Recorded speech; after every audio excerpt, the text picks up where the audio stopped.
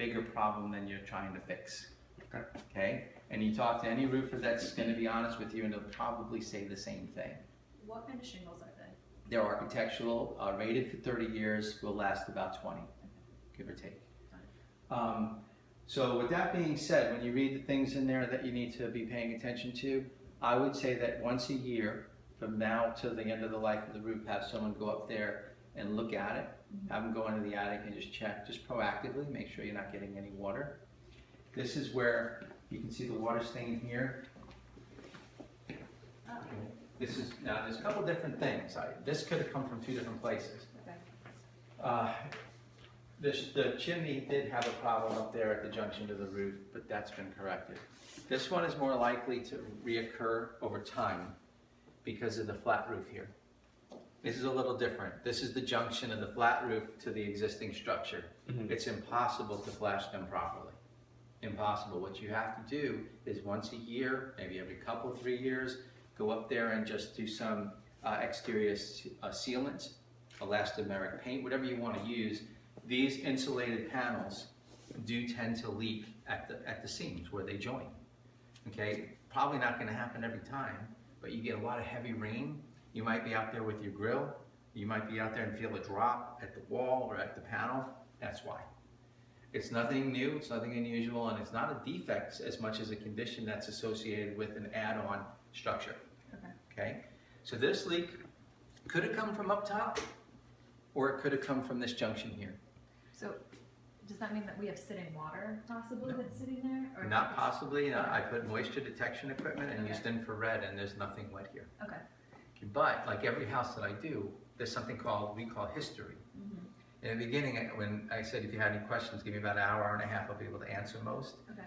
Most of that is because I'm discovering where the problems are, what everything is, where everything is. Because once I understand that, by the time I get inside, I already know where the problems will be.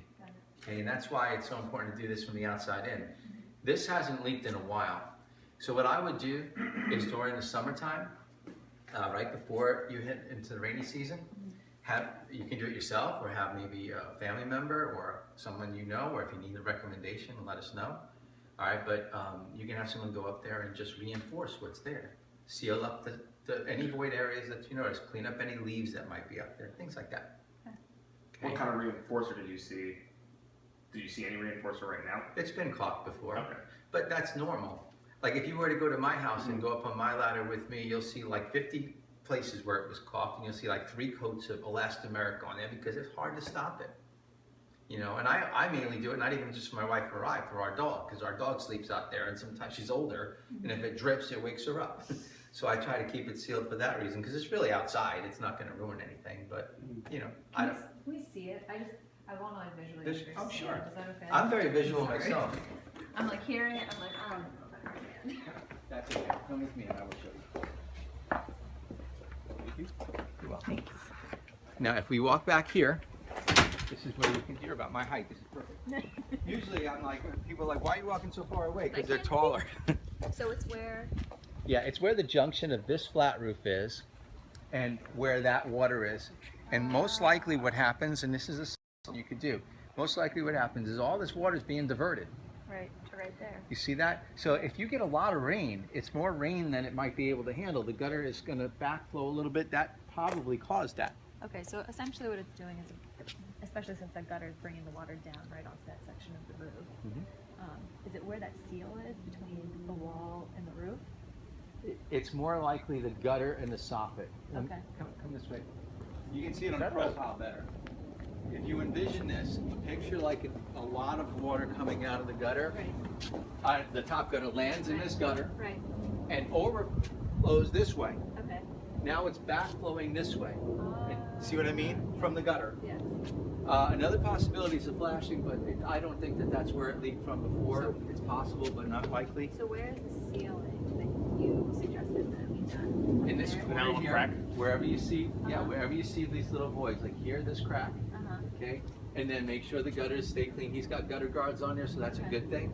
I would extend that gutter right here, that downspout with a little extension to drain on here. Okay.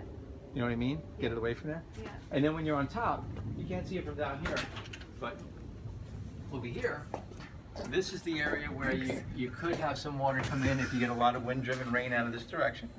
And then you see these seams? Yeah. Each one of these seams are a joint for these insulated panels.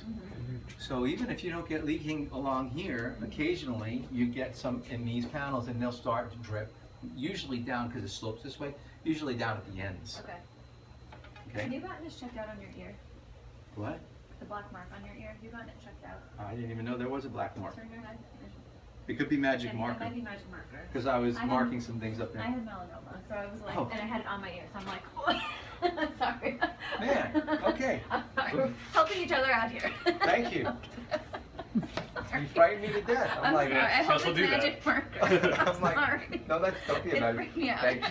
It's actually very endearing to have anybody who I just met care about me that much. It's great. I'm always nervous. Well, it's okay to be nervous, and I'm grateful it's magic marker. Yes, Thank yes. God for that.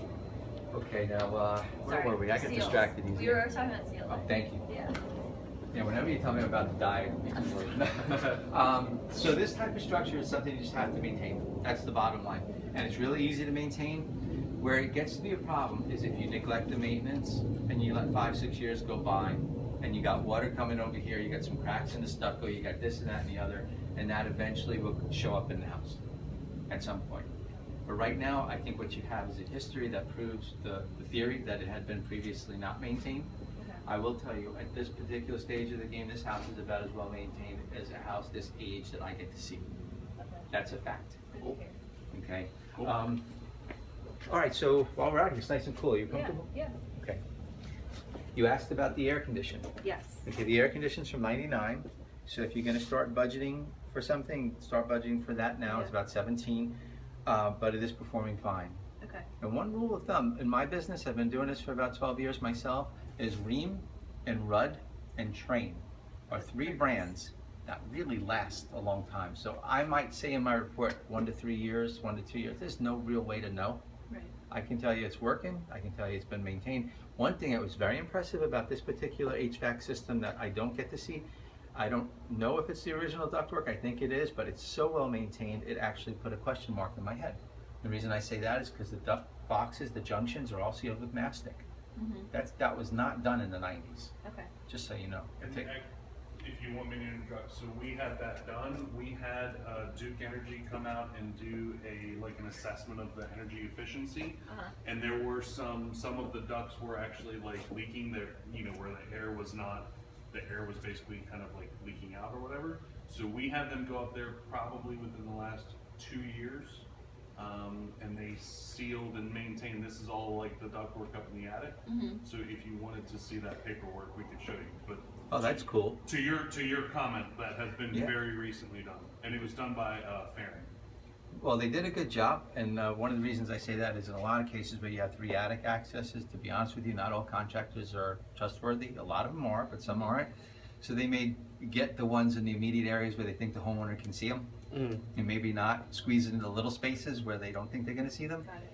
I went in all 3 spaces, and all 3 of the junction boxes I saw and all the ductwork looked very good. Okay. Okay, and I tested it with infrared down here as I tested every one of these places where air comes out. Got it. Okay? When you go to get a new air conditioning system, they're probably going to talk to you about installing additional intake ventilation, which is something that the newer systems need to be able to perform correctly or to perform as advertised. So just deal with that when that time comes. Okay. Right now, what you have is working and it's fine. Okay. Okay, but as you budget for an AC because there's no telling So it's 1999. 99. Okay. Okay, we also do public record search, so something that the title search could yield is open permits and stuff like that. So we have a couple of those. I'm going to put things in your report so you know what they are. That way you can get a jump on them ahead of time. Okay. And those are easier, usually. The roofing contractor that either inspected or installed the roof put a sticker in the sub panel. And Renee walked in on me in the garage when I was on the phone with them. They're going to call me back because if they're the company that installed the roof years ago, if that's the case, most of these companies will pull a replacement permit, okay, because this was done with the hurricanes, no permit. When they pull a replacement permit, you can get a benefit for the wind mitigation report for insurance, Okay. because you need to be able to show proof of compliance for the year it was installed. Got it. And we do that through a permitting process, and without one, I can't give you credit because there's a box that says no proof of compliance and they drop you to the bottom. Right. So if they call me back, I will let you know. Okay. If you decide to call them, the sticker's on the inside electrical panel, Okay, okay? good to know. Structurally, it's a wood frame building, like I said, very well maintained. Usually with wood frame structures, you just have to do the proactive stuff. Seal cracks as you notice them, keep water away from the building. And if there's not a termite bond in the building now, when you move in, certainly shop around, call 3 companies, get their estimates. My recommendation is Termidor. It's a non-repellent termiticide. They trench around the building. It usually lasts 7 to 10 years. Okay. And it's something that they can't detect. So no matter where they are on your property, if they go through it and they go back to wherever they're nesting, it kills them all. Okay, so it's a great product. Termidor, Termidor. And you saw no, obviously traces of termites there.